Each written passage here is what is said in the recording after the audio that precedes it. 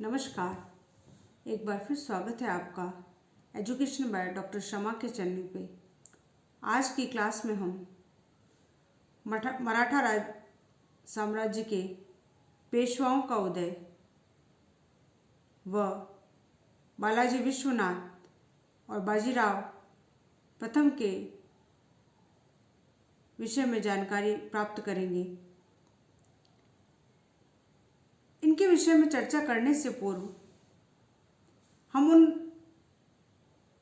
ऐतिहासिक स्रोतों के विषय में जानकारी प्राप्त कर लेते हैं जिससे हमें इनके विषय में विस्तृत जानकारी प्राप्त होती है। इसके संबंध में अनेक पुस्तकें हैं जिनमें प्रमुख है हिस्ट्री ऑफ मराठा जो जे.जी. डफ द्वारा लिखी गई है, चाहर गुलशन जो छतरमन राय द्वारा लिखी गई है, छत्रपति साहू महाराज चरित्र, जी.एस. सरदेसाई मराठा इतिहास के साधन, जी.एस. सरदेसाई, ऐतिहासिक पत्र व्यवहार, ये भी जी.एस. सरदेसाई की महत्वपूर्ण किताबें हैं जिसमें पेशवाओं के विषय में महत्वपूर्ण जानकारी अंकित है। इसके अतिरिक्त सतारा राजा व पेशवा डायरी जो जी.एस. वार्ड द्वारा लिखी गई है, यह भी पेशवाओं के विषय में महत्वपूर्ण जानकारी प्रदान करती है। हिस्ट्री ऑफ इंडिया वॉल्यूम 7 और 8 इलिटोन एंड डोसन की पुस्तक है जो प्रारंभ के पेशवाओं के विषय में जानकारी प्रदान करने का महत्वपूर्ण स्रोत है। History of Maratha people volume 2 और 3 जिसे 3 लेखकों ने संयुक्त रूप से लिखा है, C.A.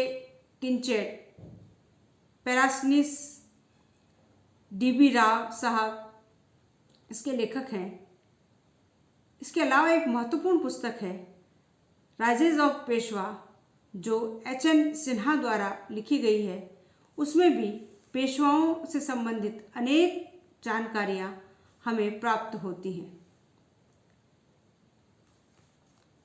शिवाजी और औरंगजेब की मृत्यु के पश्चात नर्मदा के दक्षिण की तरफ जिस स्वराज की अग्नि शिवाजी ने प्रज्वलित की थी, वह संभाजी, राजाराम, ताराबाई के द्वारा मराठा स्वतंत्रता संग्राम के रूप में न केवल जीवित रही, वरन इसने मराठाओं के हृदय के भीतर एक राष्ट्रीय स्वराज की चेतना एवं राष्ट्र के रूप में हिंदू पद पादशाही के स्वप्न को साकार कर दिया।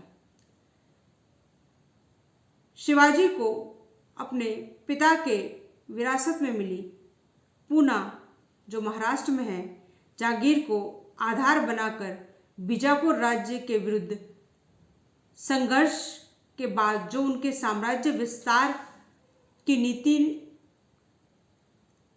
को उन्होंने अपनाया, उसके अंतर्गत उन्होंने कोंकण तथा महाराष्ट्र के अधिकांश दुर्गों पर अधिकार किया। पेशवाओं जो मराठा राज्य में प्रमुख प्रधान माने जाते थे के समय मराठा राज्य का विस्तार अगर हम देखें तो ये अटक से कटक उड़ीसा तक तथा अवध उत्तर प्रदेश से लेकर दक्षिण में निजाम के साम्राज्य तक फैला था। इसमें वर्तमान भारत के पंजाब, हरियाणा, राजस्थान, उत्तर प्रदेश, मध्य प्रदेश, छत्तीसगढ़, उड़ीसा, गुजरात, महाराष्ट्र, कर्नाटक के अधिकांश भाग सम्मिलित थे। इसमें आंध्र प्रदेश की सीमाओं, गोवा आदि के क्षेत्र भी आते थे।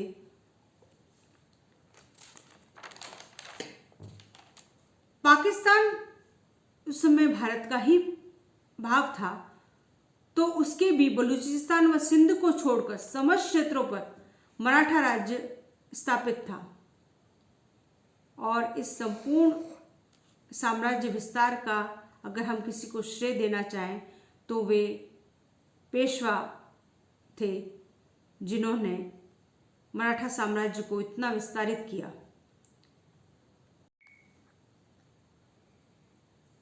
शिवाजी के पोते और संभाजी के पुत्र साहू, जिनका कार्यकाल 1760 से लगाकर 1749 के मध्य का है, अंतिम मराठा शासक थे जिन्होंने शासक के रूप में अपने अधिकारों का उपयोग किया। बाद के सभी शासक नाम मात्र के शासक रहे। शाहू के शासनकाल में महाराष्ट्र की राजनीति स्थिति ऐसी नहीं थी कि साहू या ताराबाई जो राजा राम प्रथम की पत्नी थी और जो शिवाजी के पुत्र थे राजा राम, तत्पश्चात राजनीतिक परिस्थितियों से निकलकर एक शुद्ध और सुदृढ़ शासक की स्थापना कर पाते। शिवाजी द्वारा स्थापित अष्टप्रधान व्यवस्था भी उस समय तक कमजोर हो चुकी थी। मराठा सरदार अनियंत्रित होने लगे थे तथा मराठा राज्य में अशांति, स्वार्थ, संकीर्ण स्वामी भक्ति तथा बढ़ता गृह युद्ध आदि को रोकने हेतु एक योग्य शासक, प्रबंधक, सेनापति, परिस्थितियों के अनुसार ढलने वाला व मराठाओं को संगठित करने वाला एक नेतृत्व चाहिए था, जो पेशवा के रूप में अस्तित्व में आया। पेशवा चित्पावन ब्राह्मणों के भट्ट परिवार से थे, जो कोंकण प्रदेश श्रीवर्धन गांव में रहते थे।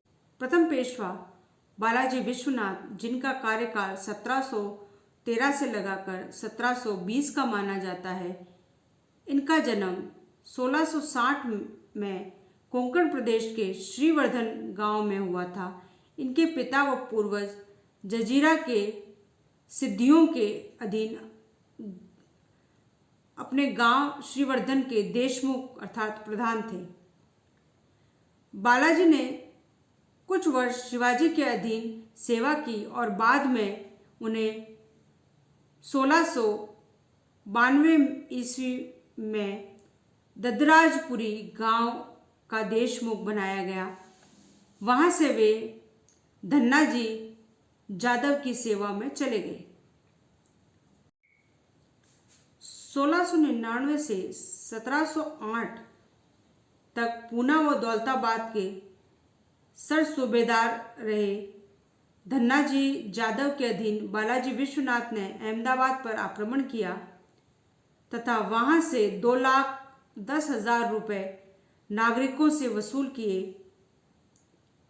ये घटना 1708 की है। 1707 में मुगल शासक औरंगजेब की मृत्यु के पश्चात 1708 में शाहू जी मुगलों की कैद से मुक्त होकर महाराष्ट्र आ गए। पेशवा बालाजी विश्वनाथ धन्नाजी यादव को समझाकर अपने स्वामी सहित शाहू की सेवा में चले आए। धन्नाजी जादव की मृत्यु के पश्चात उनके पुत्र चंद्रसेन व सेनापति बना, परंतु वह शाहू के प्रति वफादार नहीं रहा, जिस कारण शाहू ने 1708 में बालाजी विश्वनाथ को सेना काटते अर्थात सेना की देखभाल करने वाला बना दिया। सेना काटते के रूप में भी उन्होंने बहुत महत्वपूर्ण कार्य किया और शाहू का विश्वास पात्र बने रहे। प्रारंभ से ही वह शाहू के प्रति हृदय, बुद्धि व कर्म से उनका सच्चा सेवक बना रहा। 1711 में चंद्रसेन ताराबाई से जा मिला व उसी वर्ष चंद्रसेन के कहने पर सरे लश्कर अर्थात उप सेनापति हैबत राय निम्बारकर भी ताराबाई से जा मिला। शाहू के अमात्य अर्थात मंत्री परसराम पंत भी शाहू को साहू को संदेह होने पर उन्होंने उसे कैद करवा लिया। अब एकमात्र विश्वास पात्र बालाजी विश्वनाथ ने इस मुश्किलों से साहू को निकाला।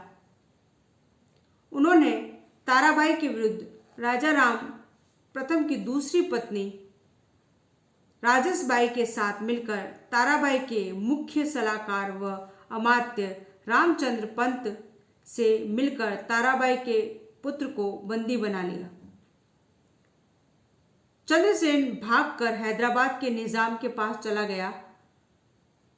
इस प्रकार साहू का प्रथम विरोधी ताराबाई की यह समस्या स्वतः ही समाप्त हो गई। साहू ने 1713 में बालाजी विश्वनाथ को पेशवा बनाया। इस पद पर रहते हुए उसने साहू को विभिन्न सेनापतियों की न केवल निष्ठा दिलवाई, उन्हें साहू की अधीनता मानकर सच्चा सेवक बनाया, जिसमें कान्होजी आग्रिया प्रमुख थे। यह कहने को तो ताराबाई के अधीन था, परंतु ये स्वतंत्र रूप से मराठा नौसेना का सेनापति था। डॉक्टर सिन्हा अपनी पुस्तक rise of the Peshwa Maratha रियासत में लिखते हैं कि सभी देशों व जातियों के नाविक मुसलमान, डच, पुर्तगाल, फ्रांसीसी, अंग्रेज आदि इस डकैत सरदार के सुर्ख लाल रंग के झंडे को सम्मान देते थे। बालाजी विश्वनाथ ने 1714 ईस्वी में कान्होजी को से भेंट कर उन्हें साहू को अपना शासक स्वीकार करवा दिया। इस प्रकार संपूर्ण समुद्री पश्चिमी घाट साहू के अधीन हो गया। बालाजी विश्वनाथ ने कृष्णराम खटाउकर, धामाजी थोरट, उदाजी चौहान आदि सेनापतियों को पराजित कर साहू को मजबूत बनाया। यदि हम मराठा राज्य और मुगलों के संबंध को देखें तो उसमें भी प्रथम पेशवा बालाजी विश्वनाथ की भूमिका महत्वपूर्ण रही है। प्रथम बार मराठाओं ने मुगलों से 1719 में अपने पक्ष में संधि करवाई। इस संधि का समस्त श्रेय यदि किसी व्यक्ति को जाता है तो है बालाजी विश्वनाथ। सैयद भाइयों के एक भाई हुसैन अली, जो कि दक्षिण में थे, उन्होंने मुगल शासक फर्रुखशियर के विरुद्ध मराठाओं की सहायता प्राप्त करने के लिए साहू से यह संधि की, जिसे बाद में मुगल बादशाह ने भी स्वीकार कर लिया। इस संधि में यह अंकित था कि शिवाजी के स्वराज के सारे क्षेत्र व दुर्ग मराठाओं को प्राप्त हों। साथ ही दक्षिण के 6 सूबों से चौथ व सरदेशमुखी वसूल करने तथा शांति स्थापित करने का अधिकार भी मराठाओं को दे दिया गया। मराठा शासक साहू द्वारा 1719 ईस्वी तक जीते हुए प्रमुख क्षेत्रों, जिसमें खानदेश, बरार, गोंडवाना, हैदराबाद, कर्नाटक के प्रदेश भी साहू को मुगलों ने दे दिए। बालाजी व खांडेराव धाबेड़े सेना सहित दिल्ली गए व उनकी मदद से सैयद बंधुओं ने मुगल शासक फर्रुखशियर को गद्दी से हटा दिया। इस प्रकार मराठा शासकों के प्रधानमंत्री कहे जाने वाले पेशवाओं ने दिल्ली तक अपनी धाक जमा ली। बालाजी विश्वनाथ ने आर्थिक व्यवस्था सुधारने का भी भरसक प्रयास किया तथा मराठा दरबार में ब्राह्मणों एवं क्षत्रिय कुलीन सामंतों के बीच बढ़ते संघर्ष को नियंत्रित करने के लिए ऐसे मराठा सरदार जो कि राज परिवार से व कुलीन परिवार से नहीं थे, आश्रय देकर तथा उन सरदारों को विभिन्न जागीरें जिसे वो मराठा सरदार स्वयं अपनी शक्ति से जीत कर वहां से कर वसूल कर सके, प्रदान की गई। इससे मराठा संघ की नींव पड़ी। मराठा संघ की स्थापना का प्रमुख श्रेय उनके प्रथम पेशवा बालाजी विश्वनाथ को ही जाता है। 2 अप्रैल 1720 को 60 वर्ष की आयु में बालाजी विश्वनाथ की मृत्यु हो गई।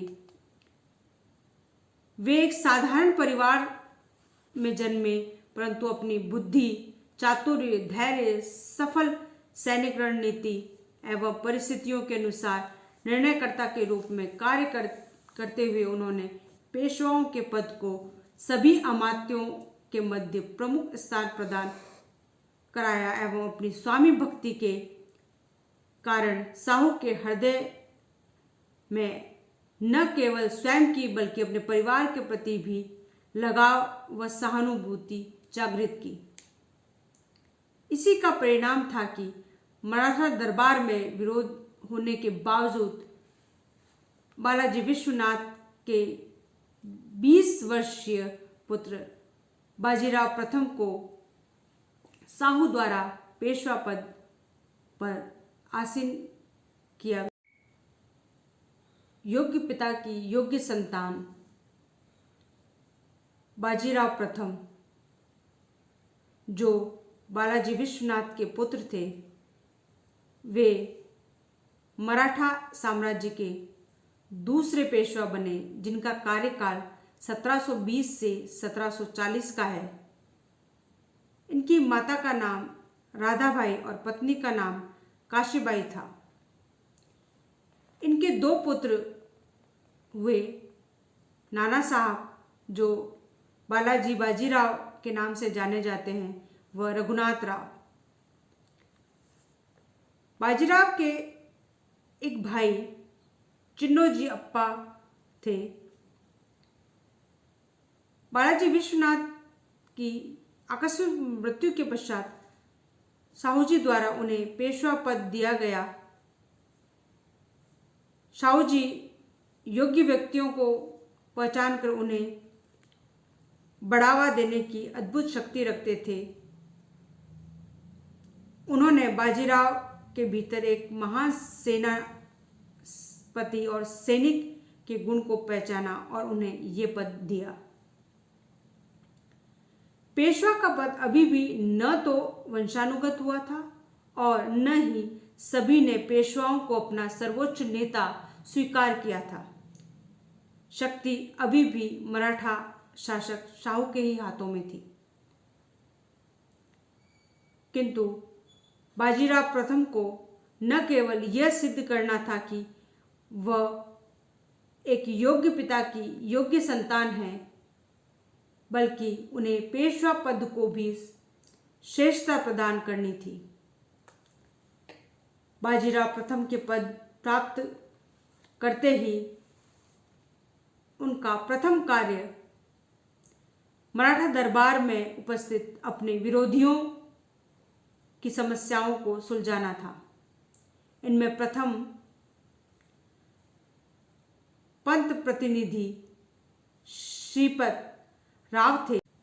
श्रीपत राव बाजीराव को अपरिपक्व आयु का अनुभवहीन मानते थे। दोनों के मध्य नीतिगत मतभेद थे। जहां श्रीपत राव मराठों को अपनी शक्ति दक्षिण तक विस्तारित करने व मराठा राज्य में शांति स्थापित रखने के पक्षधर थे तथा वे मुगलों से किसी प्रकार का कोई संघर्ष नहीं चाहते थे। वहीं दूसरी ओर बाजीराव प्रथम का मानना था कि यदि भारत में मराठा हिंदू पद पर शाही की स्थापना करना चाहते हैं तो उन्हें भारत के साम्राज्य की तनों यानी मुगल साम्राज्य पर प्रहार करना होगा, ताकि इस पेड़ की शाखाएं जो कि अन्य रियासतें हैं वे स्वयं ही गिर जाएंगी। बाजीराव मराठों के आंतरिक संगठन में हस्तक्षेप एवं सुधार के पक्ष में नहीं थे। उनका मानना था कि इसमें मराठों के आंतरिक झगड़े बढ़ेंगे, इसके बजाय वह उत्तर भारत के अभियान से नए प्रदेशों को जीतकर मराठाओं में धन, शौर्य, साहस आदि की भावनाएं जागृत कर मराठा शक्ति के विस्तार व एकता के पक्ष में थे। साहू ने दोनों के मध्य उनकी नीतियों पर विचार करने हेतु एक सभा बुलाई, जिसमें सभी ने बाजीराव प्रथम की नीतियों को स्वीकार किया। 1728 तक, जब तक कि उन्होंने पालखेड़ा के युद्ध में हैदराबाद के निज़ाम को हरा नहीं दिया। निज़ाम के आपस में फूट डालो के और राज करो की षड्यंत्र की नीति का जब तक पता नहीं चला, तब तक वे बाजीराव प्रथम पर संदेह ही करते रहे। 1728 के बाद श्रीपत राव ने बाजीराव प्रथम का पूर्ण समर्थन करना शुरू कर दिया। दूसरे विरोधी त्रिंबकराव दाभाडे शुरू से ही बाजीराव प्रथम के विरोधी थे तथा निजाम के साथ मिलकर बाजीराव के विरुद्ध शाहू को भड़काने का काम कर रहे थे। त्रिंबकराव के पिता खांडेराव भी बाजीराव प्रथम के विरोधी थे। वह मालवा और गुजरात की चौथ व सरदेश मुक्ति के विवाद पर खांडेराव ने बाजीराव की जागीर मालवा पर आक्रमण कर दिया, जिससे कटुता और बढ़ गई। 1730 में खांडेराव के बाद त्रिंबकराव सेनापति बना तथा उसने हैदराबाद के निज़ाम उदाजी चौहान के साथ मिलकर बाजीराव के विरुद्ध षड्यंत्र किया। 1 अप्रैल 1731 को बाजीराव व त्रिंबकराव के बीच दबाई का निर्णायक युद्ध हुआ, जिसमें त्रिंबकराव की मृत्यु हो गई। बाजीराव प्रथम ने अपने आप को इस युद्ध में एक योग्य सेनापति के रूप में स्थापित कर दिया। संभाजी द्वितीय, जो साहू का चचेरा भाई था, कोल्हापुर रहता था। हैदराबाद के निजाम के भड़काने पर उसने पेशवा को साहू से स्वराज का आधा भाग तथा चौथ व सरदेश मुखी का आधा भाग मांगा तथा उदाजी चौहान के साथ मिलकर साहू की सीमाओं पर आक्रमण कर दिया।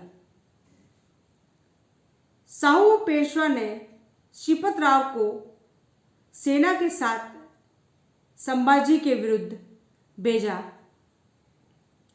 अप्रैल 1730 में वारणा के युद्ध में संभाजी द्वितीय को हरा, वहां पर वारणा की संधि कर ली, जिसमें साहू को छत्रपति स्वीकार कर लिया गया। संभाजी द्वितीय को कर्नाटक व कोंकण के कुछ प्रदेश देकर कोल्हापुर में रहने की अनुमति दी गई। इसके बाद संभाजी ने साहू का कभी विरोध नहीं किया।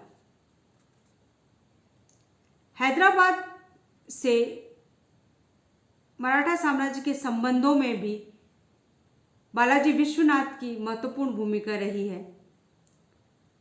हैदराबाद के निजाम से प्रथम बार 1720 ईस्वी में बाजीराव प्रथम का संपर्क हुआ।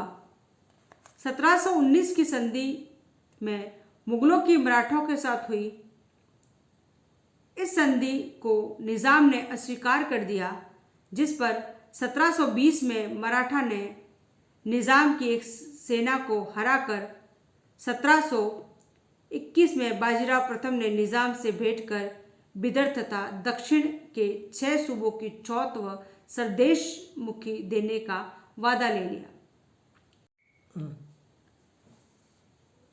जब 2 वर्ष बाद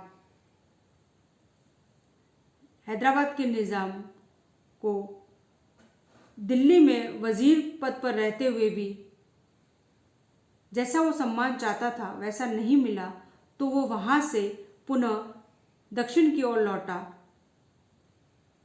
जिसे मुगलों ने अपना अपमान समझा और उन्होंने मुबारिज खां को दक्षिण का सूबेदार नियुक्त कर दिया, जिस पर निजाम ने 1719 की संधि को स्वीकार कर मराठा शासक साहू से सहायता मांगी, जिस पर बाजीराव प्रथम ने 1724 ईस्वी में निजाम के साथ मिलकर शंकरखेड़ा के युद्ध में मुबारिज खां को पराजित कर दक्षिण के सूबे पर अधिकार कर लिया।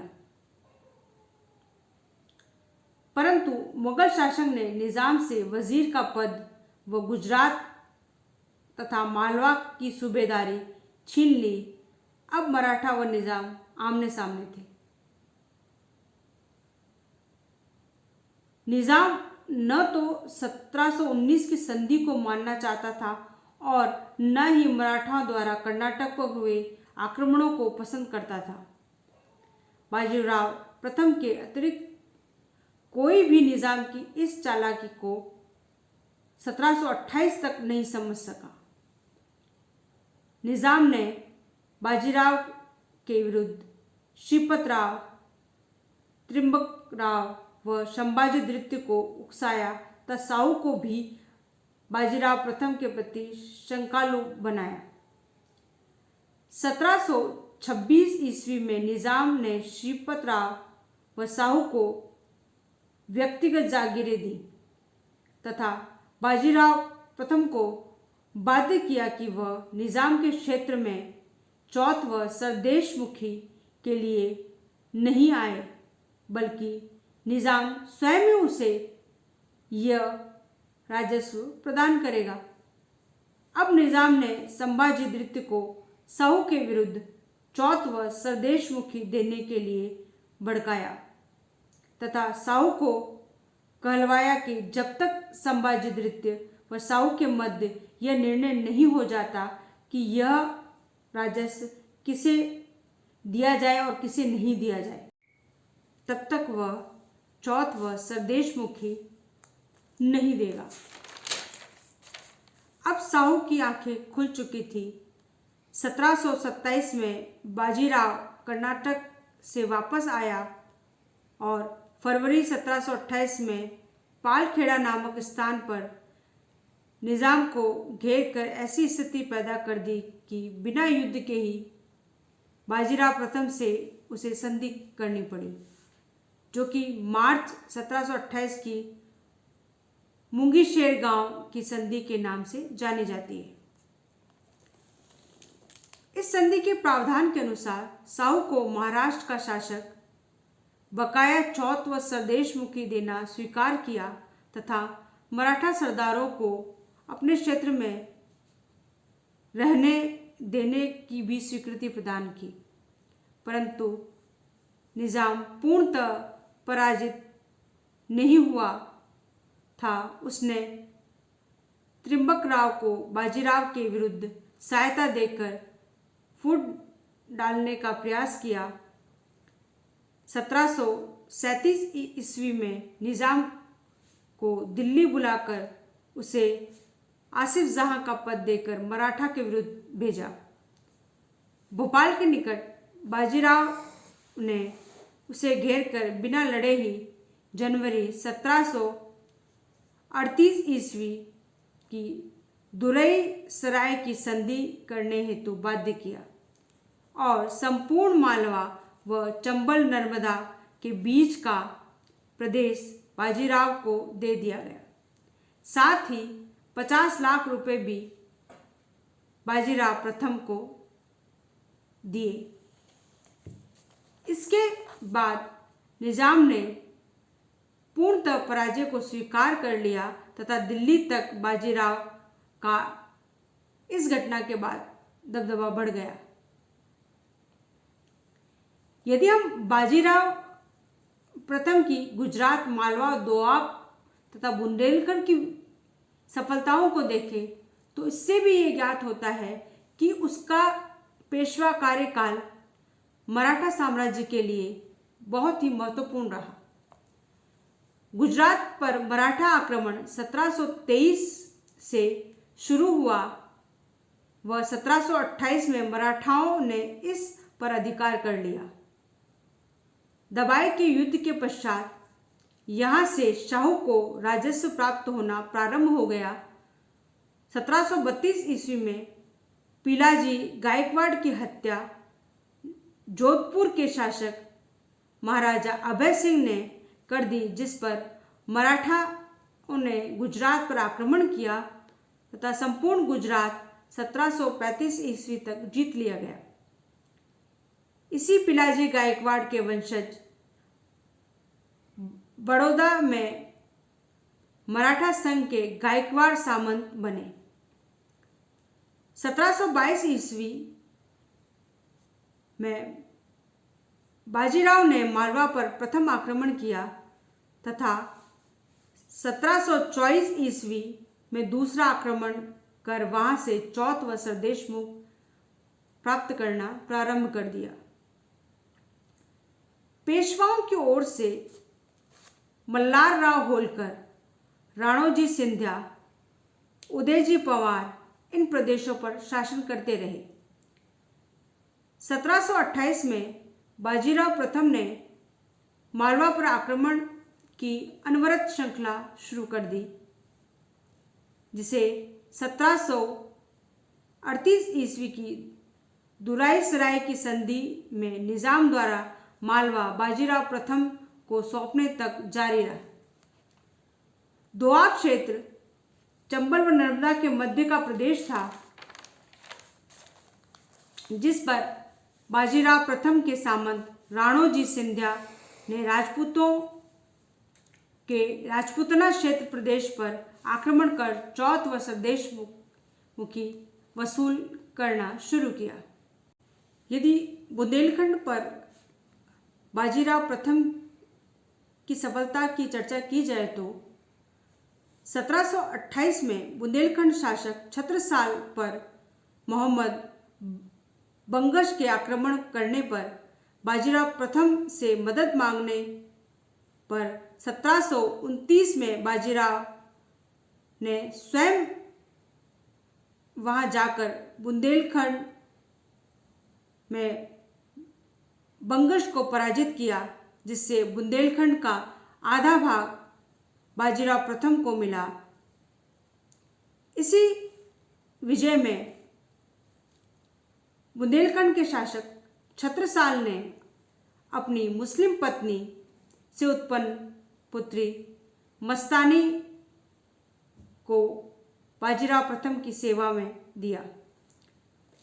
1736 में चंबल के दक्षिण क्षेत्र के लिए मराठों को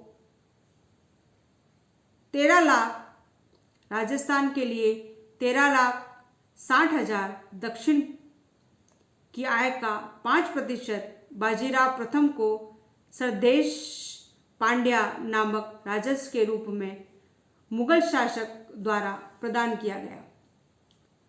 1737 में बाजीराव प्रथम ने 10 दिनों की यात्रा 2 दिनों में पूरी कर दक्षिण से दिल्ली तक कूच किया।